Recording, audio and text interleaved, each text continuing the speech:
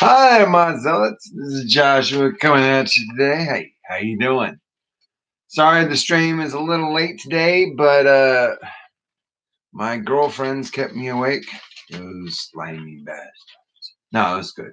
I mean, I can't really complain. I mean, they're really, really cool, and I'm just tired.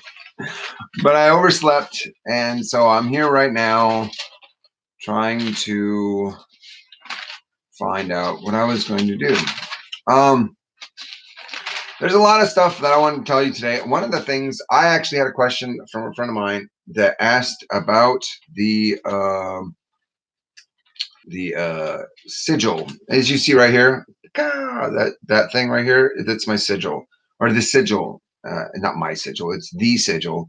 When I became a Christian, I found out that the pagan or the cross that we have today is a pagan symbol. So I was like, ugh, that's not good. Let me make sure that chat's working right now. Yeah, so I was like, okay, that's not good. We can't have a pagan symbol as the symbol of my faith. So I was like, all right, God, I want a symbol for my faith. Can you do that for me? That would be dope. And so what I did is I prayed, God, show me your symbol. Show me a symbol that works, that is your symbol. And I want that to be something I can wear, something I can put on my walls, whatever, that will be directed towards you, or show you what I'm about, or whatever. Just I want it to be to be a focus of you. And so what God did is He's like, okay, then He showed me this symbol. It's at my back here, and when He did that, it really it was really cool, because originally when He did it, it was a symbol that more related, like the original concept was, let me set this off real quick, was this. And this was just, I asked God for a vision of the symbol, and I got this. And if you see, you put these suckers side by side, there's some stark differences.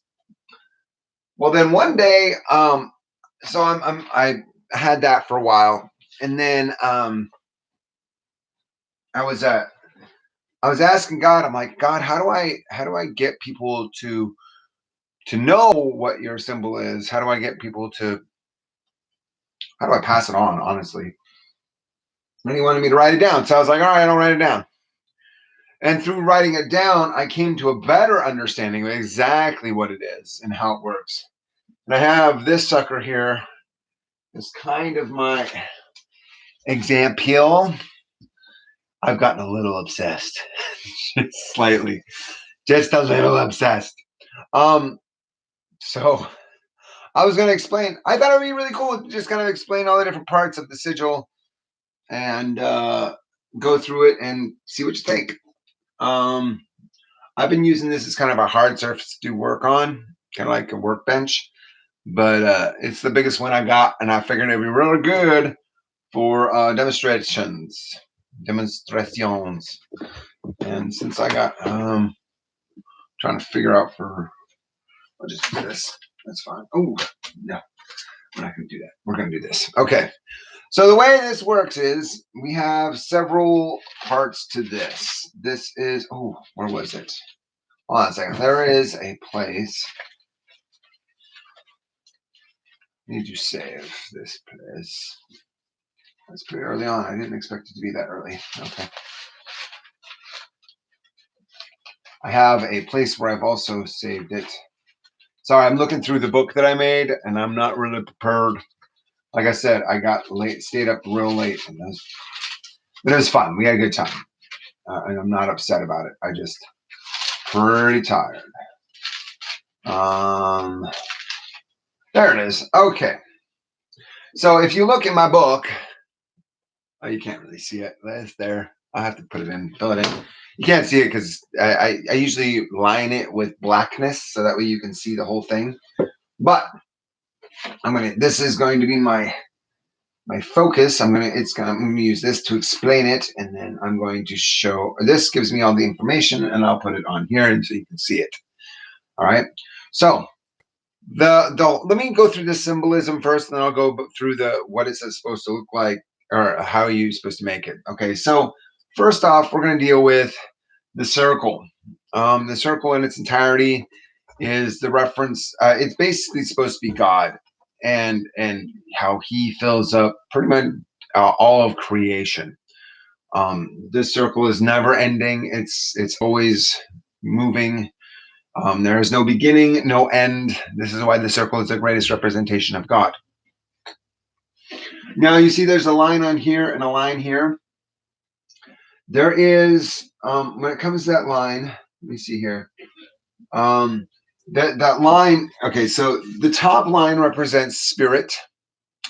The bottom line represents the physical. And when you put both of them together, or when you in between of the spirit and the body, or the physical, is the mind. And it's funny because the way this works is that God rules the spirit. Let me pull that down a bit. There you go. There you go. Okay, so God rules the spirit. But the devil rules the physical. That makes sense? Let me see if I can get this working better. Boom. There we go.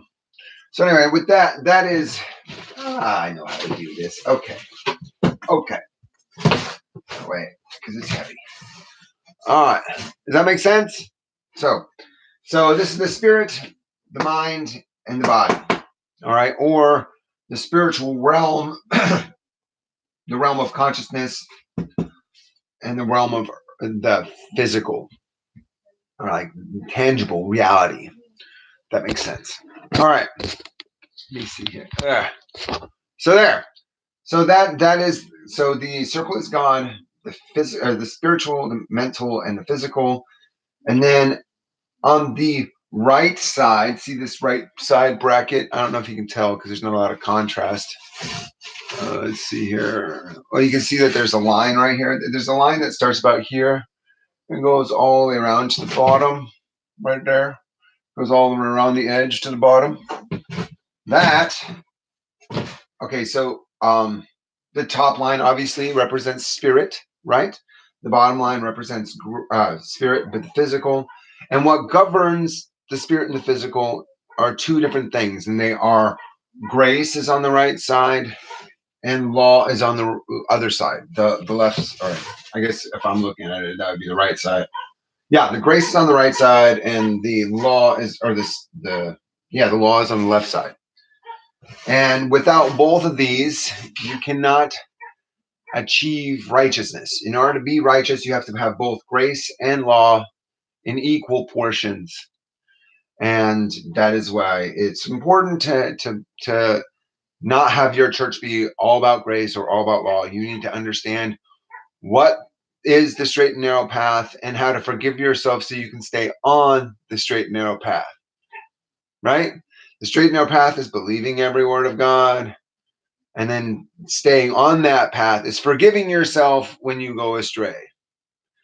And it's seeking forgiveness. You have to seek forgiveness and you have to believe every word of God.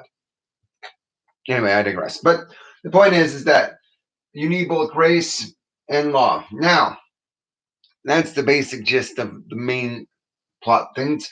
Now we have what are the glyphs. There are 7 glyphs. I don't know if you can see it. There's 7 glyphs in this. So this is the sigil. These are the glyphs. The glyphs are, let me see here. Let me go back. Hold on. I need to save my plush. Hold my beer. Okay. So we're going to go there. Okay. So the 7 glyphs are right here. This is Pib. This is Pib. Which one is this one? No. Did I do? Yeah. So this is Sauz. Sauz right there. This bottom one is Fu. Fu. Okay. Fu. These are hard. And then it's Tud. This is Sygil. Sygil. And this one is Cog. This is the Cog. And the middle one is Fove. Fove. Now, I'm just telling you the names, and the names actually have relevance. In fact, this sucker has its own name too. This part of the glyph is called the Chayuj, or it's the grace side, and then the other side over here is the Thod. The Thod. This side bracket over here is the Thod.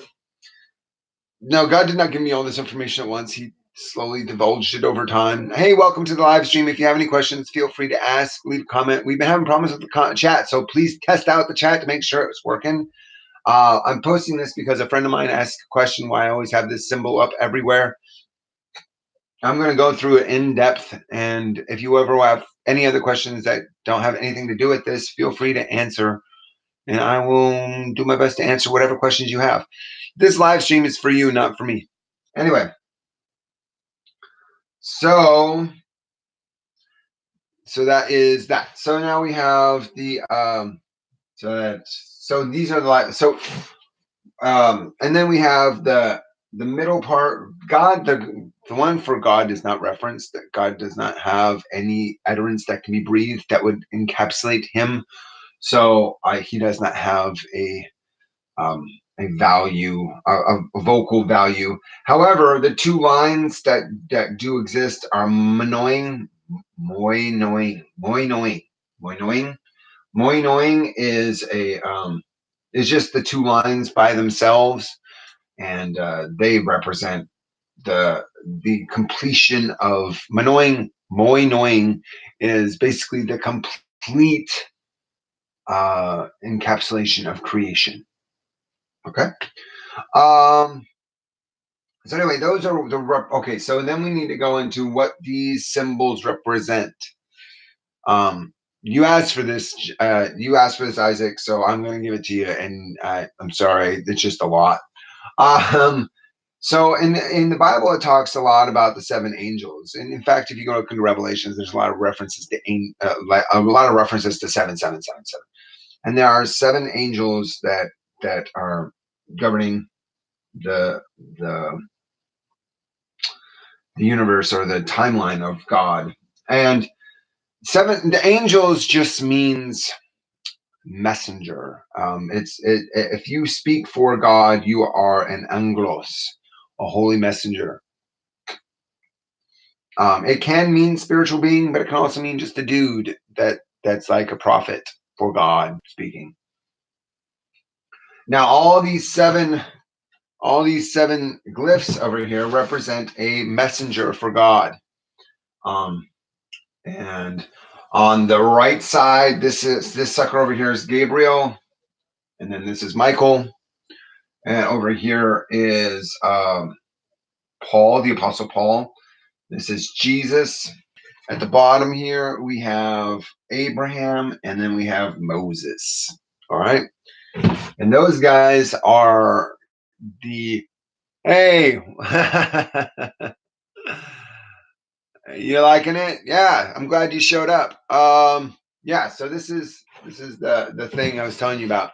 It's good to see that the chat works. I assumed it would be involved. Pretty awesome.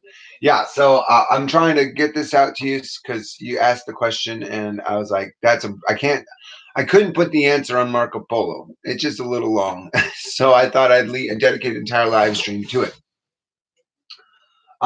So anyway. So like I said, Gabriel, Michael, we have Paul, Jesus, we have Abraham, and Moses. All right. And those seven govern the entirety of the Word of God. And what does that mean to govern the entirety of the Word of God? Well, from the beginning, the Word of God was righteous and pure and true. And so God put charge of people that would maintain its integrity. And throughout the millennia, it's always been charged to those people to maintain the integrity of his word.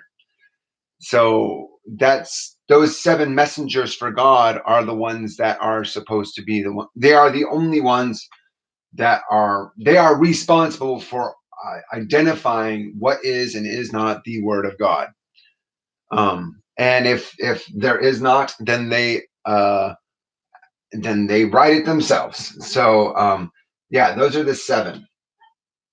And they actually have names of themselves. And like I said before, this is Tud, Pib. This is, I always get this. This is harder. Sows, Shaij. And then you got the bottom one over here, which is Fu, Fu, Fu, Fu. That one's the hardest one to pronounce. I don't understand. Fu. And this sucker over here is Cog. Now, what's funny is that, oh, yeah, that's why I sat waiting for a response. Right. Now, each one of these has a representation of a real person. All right. In the Bible, or not necessarily a real person, but a real entity, a figure that truly exists. So what these represent are, as we go down, Gabriel, Michael, Paul, Jesus, Abraham, and Moses. And I've skipped this guy are you able to write and put names next to each symbol? Not on this board, but I have another board because I'm a freak. Hold on a second. I have this actually prepared. Oh, you can't see it. Dang it. Pretty small. Maybe if I move it a little bit closer. You see it now? Nope. I need a really big board. You know what? I have an idea. That's not going to work. So what we're going to do then is I'm going to get a whiteboard and we'll show it to you. I always have a whiteboard. Yeah. It's let me wipe this off real quick and I'll go through them one by one and go through each one of this. Oh, wait. No, I don't. That's not going to work. I have so much. I'm a little obsessed. So you wanted to know, expand the board. Are you able to write and put names next to each symbol? Yeah. I'm going to right now. So, I have an idea. I have it right here in my book because I'm a freak. So I don't know if you can see this or not. It's still too small. Okay, I'll put it on here. Let's see if this is a whiteboard. Dry erase marker. Okay, we're good. So now I'm just going to, before we move on, let me explain exactly how this came to pass. So I'm asking God about this. I'm trying to explain how it fits together and how to make it. So God goes through a great deal of effort and energy he's like, gives me words to write with this to explain how simple it is to make. And it was actually incredibly simple. I was surprised. But in the process, I found out all the different names and I found out the sounds that are associated with each of them. And through that, I came to a greater understanding of it. Now, if we're looking at the circle, like I said before, this circle right here, if we go just like this, all right, Yeah, let's go through them one by one. I'm gonna go through every single one of them. I'm just gonna go, dude. Why not? This is my live stream. Yeah, like I said, if you have any questions concerning God, the Bible, spiritual things, anything in particular that has to do with God, feel free to ask your question and interrupt. I'm just gonna go through each one of these one by one and deal with it. Okay, so the circle that we have up in the upper hand corner, right? Oh, it's so backwards. Right there, that circle. There we go. um, okay, so the circle. We're gonna just put a circle right like that. Okay, can you see that? Let me make that darker. All right, can you see that circle? All right. So this circle is a silent character. Silent.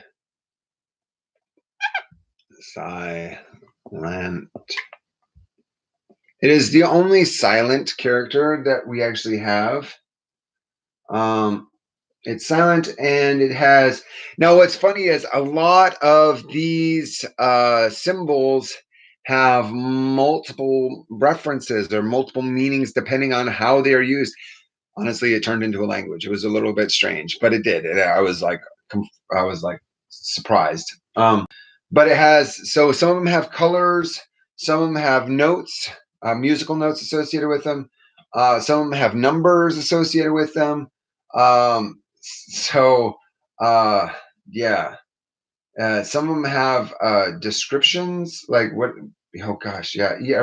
I forgot about this. Every sound it makes has a different symbolism, what it means. So yeah. Okay. So then this is a silent character, and the color is it has no color. Color is none. It does not have a color. It is the absence of color. It is a rest note for music, and it is the zero in numbers. So I don't know if you can. Is this all backwards for you guys, or is this backwards for me? I'm not sure. Anyway, so it's silent, color none. It has a rest note, and it's zero, and it represents the number zero. All right. Where is it? So next one.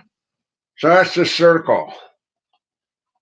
Then we have which one is one? Okay, then we have this sucker, and this is that. You see that? All right. And this is that right? That's right. Okay, so this is the pib.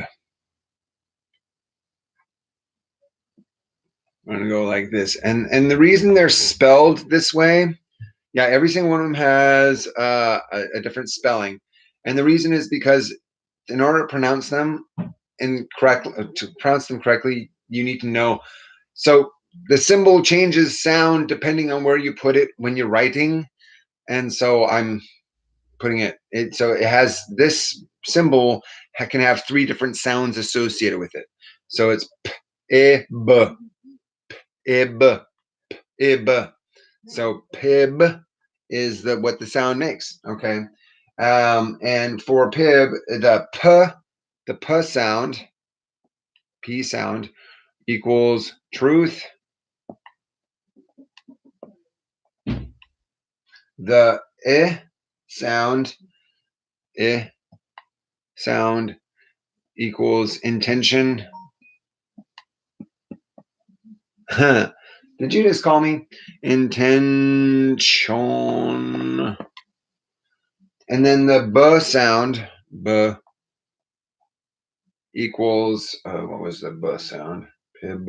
I wrote it all down, so it's not like lies.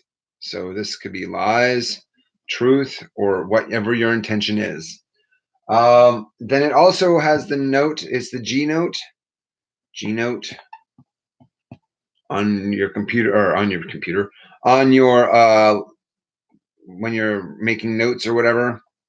And so that's a G note, and it also can be, it also is the number one. So if we want to know what number this sucker is, it is hashtag, which also represents number 1. Bam. Okay. So that's what the PIB stands for. Now I can go through every single one of them, and there's like 16 different symbols. But I just wanted to show you that each one of these, and it also in and of itself references, this is referencing the Gabriel, the Archangel Gabriel. Okay, so now I can keep going. And every single one of these suckers is going to have its own little dealio that goes with it. But and if you want me to explain all of them, I will do it. But and how they all, what every single one of them means. I at least let me. How about this? I'm gonna skip all the extra crap, and I'm just gonna go with what the name is. How about that? You just want the name? So that was Pib. The next one is, I think that, yeah, Tud. So Tud is the opposite of what we just had before, and that's going to be Tud. So we had Pib, but now we have Tud, and this is Tud, Tud. Okay, like I said, this symbol can represent 3 different sounds depending on where you write it. So it's actually kind of interesting. So, like, if I was actually to write this symbol, let me see if I can get this right. So it would be this. So that'd be Tud, D, and that would be this. So the Tud, if you spell it out, would look like this. And you notice how it's just, this is the T sound. When you put it above, when you put the vowel modifier above it, it makes the sound of the vowel sound of the object. And so if you put it above a consonant, it makes a vowel sound. So this is T, D. And then the circle is no sound at all, but it's telling you that it is the bottom sound. So if the vowel modifier is on the top, it makes the t, t sound. If the vowel modifier is on the bottom, it makes the d, d, d sound. So so this, because it's on the top, makes a t, and then that vowel is and then it's d, t, and then this just tells you that it's a duh sound because we don't have a vowel modifier on the bottom. We don't want to make another noise, so you just spell it out like that. And I know it's the same symbol 3 times, but that's because the same symbol makes the same sound 3 different ways. You know what I'm saying? It makes 3 different sounds. So if we were to do the Pib like we had before, the Pib would be like this. Oh, sorry. This would be P, B. Let me do that. Pib. See what I'm saying? It's like Ib, Ib, Pib. So this is Ud, Ib. And so whenever you do the symbol 3 times in a row, and then you realize the name of the object. Does that make sense? So once you find out what the sounds are, then you figure out what the names of the sounds are, or the names of the symbols are. It gets a little. The way the deepness that God has given me on this is just ridiculousness. It kind of blows my mind sometimes about how deep this goes.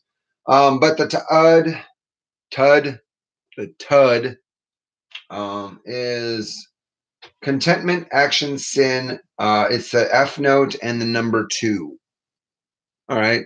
I'm not going to write all that down. You can, if you want more information or detail, you can jump into the chat room and talk to me about it. And I'll give you whatever detail you want. But right now, I'm just going to go through them. That's 1, 2. Where's 3? 3 is, let's see here. It's going to be, that's 3. It's not very good, 3, but whatever. Let me do that. Now this, if you can see that, this is the I hate the sound on this one is ridiculous. Okay, so it starts out with a voiceless w, foo, foo, foo, and so it's the foo, w. All right, it's a really annoying one to pronounce. But the reason it's pronounced this way is the foo, foo, is because the if we were to write this symbol or write this word, that would be, well, let's make it a little bit bigger. There we go. So this would be whoa, and then we go woo, and then we go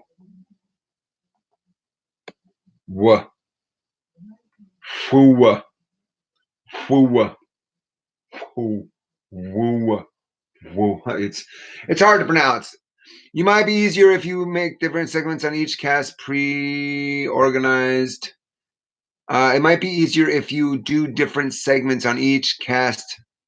Yeah, let's do that then, because this is ridiculous. I can't go through them all. There's a lot. So what I'm going to do then is I will just go over. I actually have done videos on my YouTube channel over each independent one. And I did it a couple of times. If you go into the past, you'll see them. But it is kind of tedious. But why don't I focus instead of on each of the 16 symbols, why don't we go into how to make it? Because the how to make it is a lot more simple. Okay. Well, it's a lot simpler to explain. So the dimensions of this. So maybe do a series kinks on the thing one, part one, so on. Okay. Sounds good. And if you want me to talk about anything else, bring it up and I will discuss it with you. If not, then I'm just going to keep going with this because I don't know what you need to hear. Okay? Okay. So, the dimensions, and God was very specific about the dimensions of this. And if you notice that, except for the first one I made, every single successive one has the exact same dimensions.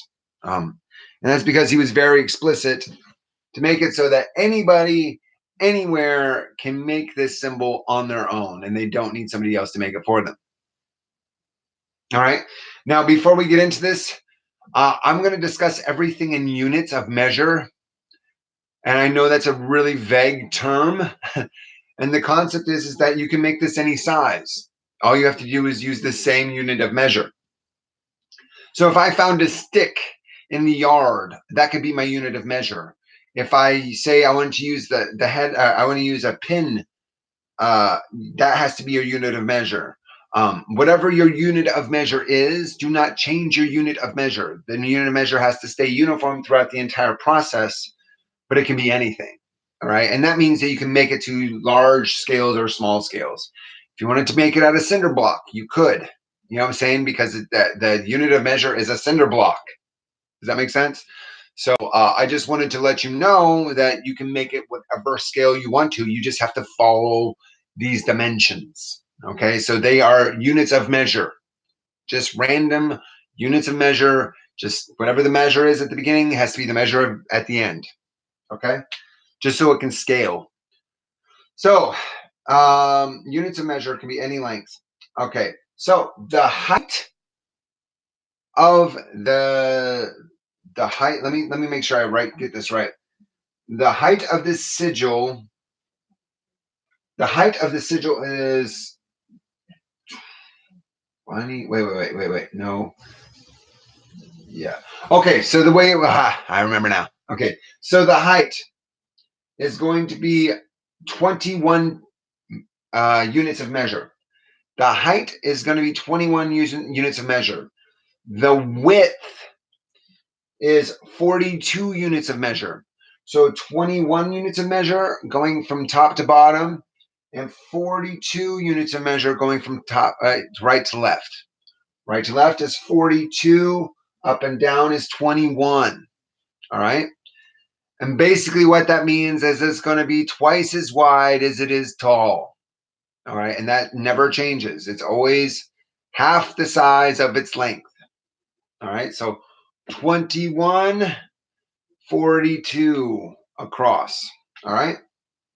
Now, the sigil or the circle in the middle is directly in the middle, and it cannot exceed the direct diameter of, it has 21 units tall, and it goes all the way from the top all the way to the bottom.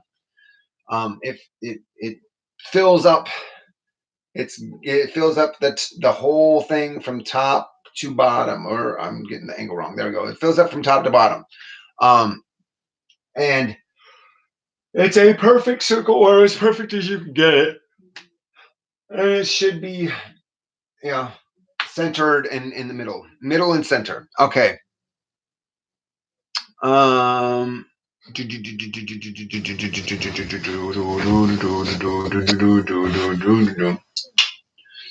right. All right. So now, we are going to, so that's the circle. And then, the dimensions, right?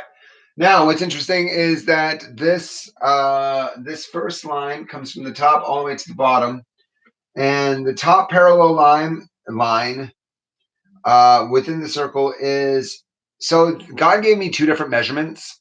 The reason He gave me two different measurements is because, so basically, the way it works is that this is, so let's see, this is 7 units from the top. All right, because remember, this is 21 units, right? 21 units. So from the top to this first line is 7 units. From this line to this line is 7 units. From this line to this line is 7 units. They're all 7 units. So 7 units, 7 units, 7 units. Now, that's so, and then we have this sucker, this line from here to here is going to be 14 units. And I think, and these are all going to be 3 units. 3 units.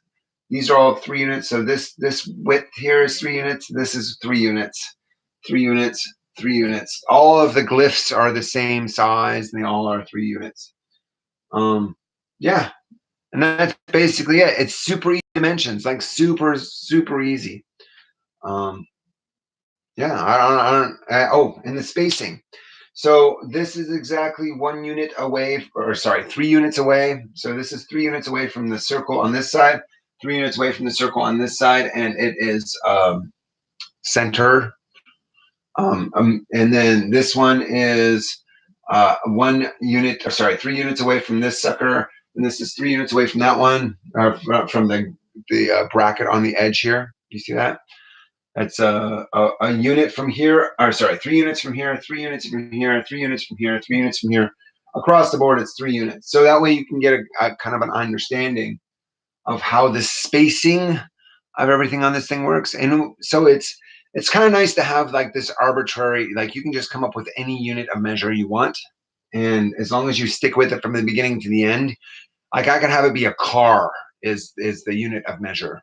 Like as long as the car is the same size, I can make, so 21, 42, this is 3 by 3, this is 7 by 7 by 7, 7, 7, 7. It's super simple.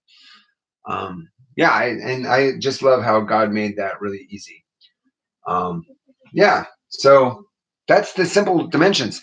And like I said, when I first wrote it down, or when God first told it to me, it was a very different kind of thing. And then when God explained me how to explain it, it became a lot more tangible.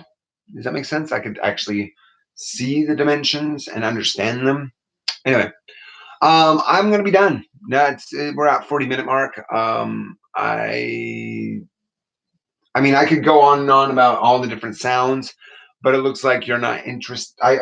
They are out there. And if you have any questions about any of them, feel free. And like I said, there are 16 different sounds that go with this sucker, and there's a lot of them. But yeah, I think that's it. You have a beautiful and blessed day. I love God because I love virtue, justice, and salvation. I hope to hear from you soon. Bye-bye.